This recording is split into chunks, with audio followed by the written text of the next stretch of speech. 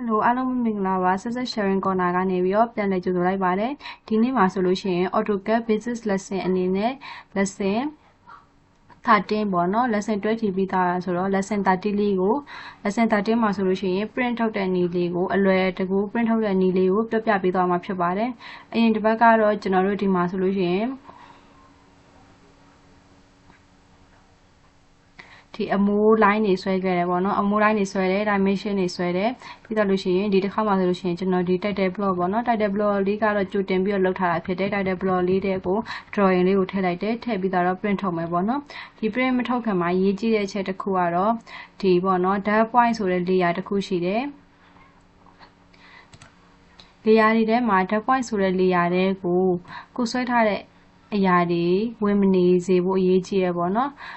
တကယ်လို့ dot point နေရာနဲ့ဆွဲထားမိတယ်ဆိုလို့ရှိရင်ဥပမာဒီမှာ cycle တစ်ခုဆွဲတယ်ပေါ့နော် cycle တစ်ခုဆွဲတယ်ဆွဲလိုက်တဲ့တစ်ခုကဒီ dot point ဆိုတဲ့ layer ထဲမှာဝင်နေမယ်ဆိုလို့ရှိရင် print ထုတ်လို့ရှိရင်ပေါ်မှာမဟုတ်ပါဘူး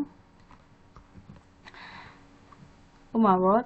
ဒီနေရာမှာဒီအခန်းထဲမှာပေါ့နော်ပစ္စည်းတစ်ခုထည့်မယ်ပေါ့နော်ဒီ sofa တစ်ခုထည့်မယ်ပေါ့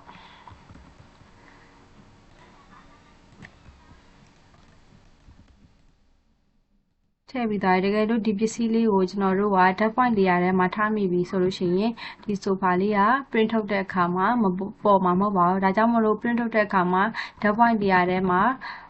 ကိုဆွဲထားတဲ့ item တွေ object တွေက dot point layer ထဲမှာမရှိနေစေဘူးလိုအပ်ပါတယ်ဒီမှာဆက်လက်ပေးလိုက်လို့ရှိရင်သူက dot point layer ထဲဝင်နေတာဖြစ်တယ်ဒါဆိုရင်ကျွန်တော် print ထုတ်မယ်ပေါ့နော် print ထုတ်မယ်ဆိုလို့ရှိရင်သုံးရမယ့် command က control ရယ် p ရယ်ကိုတွဲနှိပ်လိုက်ရုံပါပဲ control နဲ့ p နဲ့တွဲနှိပ်ပြီးတော့ခါကြတော့ဒီလို box လေးပေါ်လာလို့ရှိရင်ဒီအောက်ဆုံးက continue to plot a single sheet ကိုနှိပ်ပေးမယ်နှိပ်ပေးပြီးတော့လို့ရှိရင်ကျွန်တော်တို့ name အပေါ်ဆုံးကဘာမှမပေးဘူးဒါမှမဟုတ်လို့ရှိရင်လည်းဒီကျွန်တော်တို့ previous plot ဆိုပြီးတော့လည်းရွေးလို့ရတယ်ပေါ့နော် name တရားမှာဒီ none ကိုရွေးလဲရတယ်ပေါ့နော်အ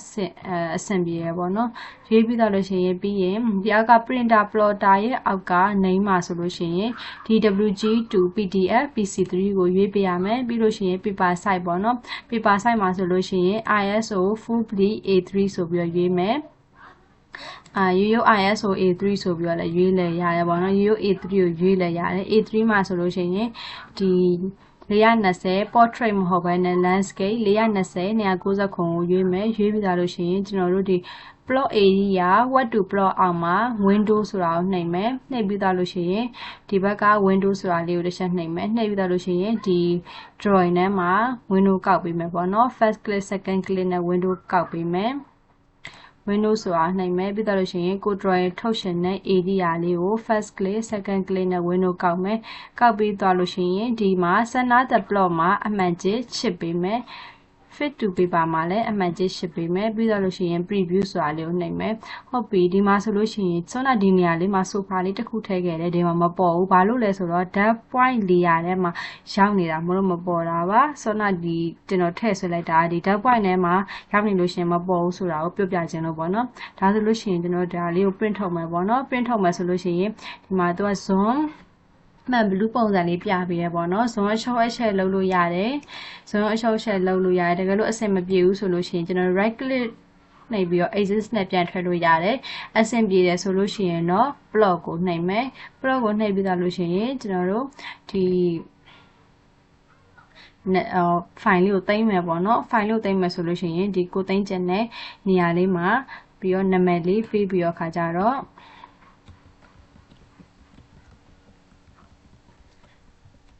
ပြီးတော့ save ကိုနှိပ်လိုက်လို့ရှိရင်ဒီ PDF file လေးရလာမယ်ပေါ့နော် drawing print ထုတ်တဲ့နည်းလေးပေါ့နော်ဒါဆိုလို့ရှိရင်ဒီ print ပုံတစ်ခုရသွားပြီပေါ့နော်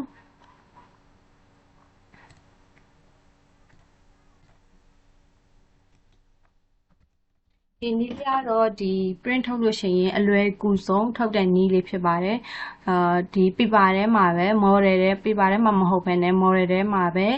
window ကောက်ပြီးတော့အလွယ်ကူဆုံး print ထုတ်တဲ့အမြန်ဆုံး print ထုတ်တဲ့နည်းဖြစ်တယ်layout ထဲမှာလည်း print ထုတ်လို့ရတယ်ပေါ့နော်layout ထဲမှာ print ထုတ်တဲ့နည်းကတော့ကျွန်တော်ဒီ intermediate lesson တွေထဲမှာပြောပြထားတာရှိပါတယ်layout ထဲမှာ print ထုတ်တာကိုသိချင်လို့ရှင်เนาะအဲ့ဒီ intermediate lesson တွေမှာတွက်ကြည့်လိုက်လို့ရပါတယ်ဒါလေးကတော့ basic lesson လေးတွေကိုသင်ပေးနေတာဖြစ်တဲ့အတွက်အမြန်ထုတ်တဲ့နည်းလေးကိုပြောပြပေးထားတာပဲဖြစ်ပါတယ် အားလုံးပဲအဆင်ပြေကြပါသေးရှင်။